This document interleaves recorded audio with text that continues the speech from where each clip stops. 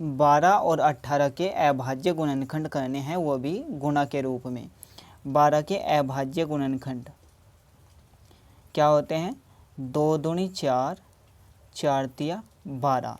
इन सभी की गुणा करने के बाद 12 ही वापस से आ जाना चाहिए। अब 18 के अभाज्य गुणनखंड करने हैं। 2 तिया 6, 6 तिया 18।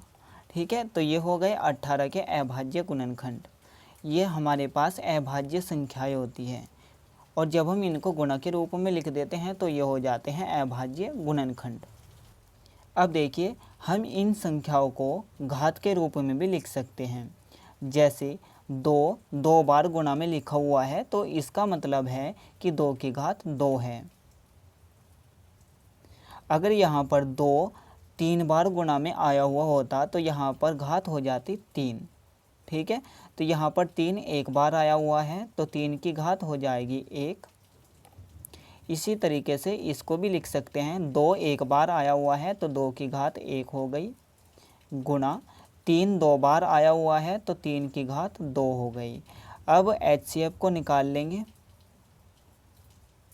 इसमें आपको कॉमन संख्या को देखना है, यानी कि जो इस गुणनखंड में भी हो और इस गुणनखंड में भी हो।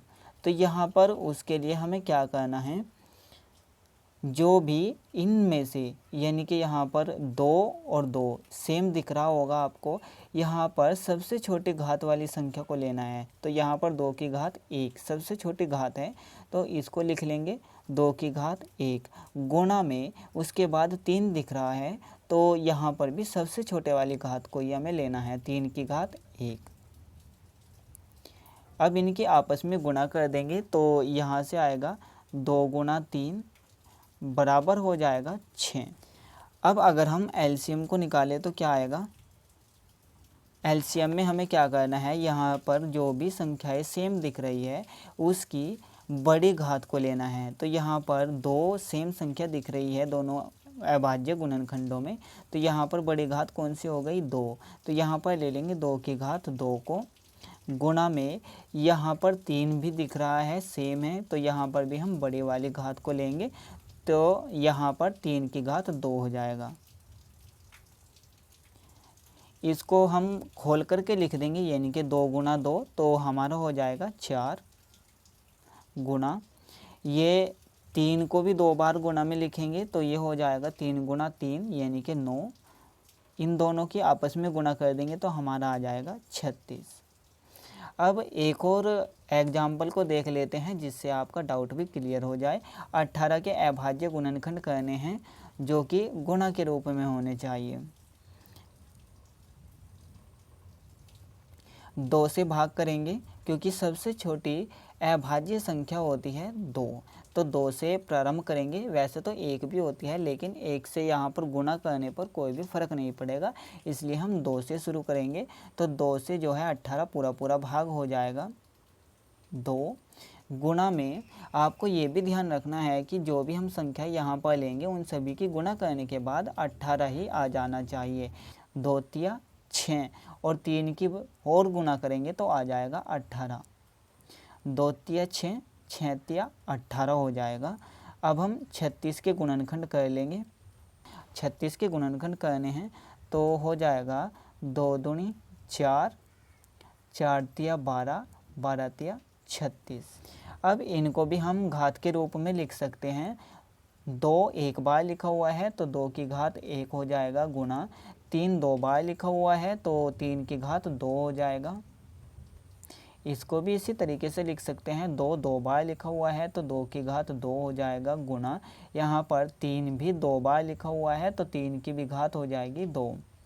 HCF को निकालेंगे। यहाँ पर सेम संख्या को देखना है और उसकी सबसे छोटे वाली घात को लेना है। तो सेम संख्या 2 है और इसकी सबसे छोटी घात 1, तो 2 की घात 1 हो गया, गुणा में यहाँ पर 3 भी सेम है और यहाँ पर हमें सबसे छोटे वाली घात को लेना है। तो यहाँ पर दोनों में 2 2 घात दिख रही है तो इनमें से किसी को भी ले सकते हैं। 3 की घात 2, इनको खोल देंगे। 2 की घात 1, इसका मतलब है कि एक बार 2 लिखा हुआ है तो ये आ जाएगा 2। 3 की घात 2, इसका मतलब है कि 3 2 बार गुणा में लिखा हुआ है, यानी कि 3 गुणा 3, तो ये हो जाएगा 3 तिया 9। इन दोनों की आपस में गुणा कर देंगे तो आ जाएगा 18। 18 हमारा आ गया HCF। अब हम एलसीएम को लिखते हैं। एलसीएम हमारा क्या आएगा, इसमें जो हमारे पास सेम संख्याएं दिख रही है उनमें से बड़े वाली घात को लेना है। तो यहाँ पर 2 है और 2 की सबसे बड़ी घात क्या दिख रही है, 2, तो यहाँ पर 2 की घात 2 को ले लेंगे गुणा, यहाँ पर सेम संख्या 3 है और यहाँ पर सबसे बड़ी घात भी 2 ही है, क्योंकि 2 से बड़ी घात कुछ भी नहीं है। तो 3 की घात 2 को भी लिख लेंगे और इनको खोल देंगे। 2 की गुणा 2 से करनी है, यानी कि 2 बार लिखना है हमें, तो ये हो जाएगा 4 गुणा 3 की गुणा 2 बार करनी है, यानी कि 3 गुणा 3, तो ये हो जाएगा 9। तो हमारा एलसीएम कितना आ जाएगा, 36।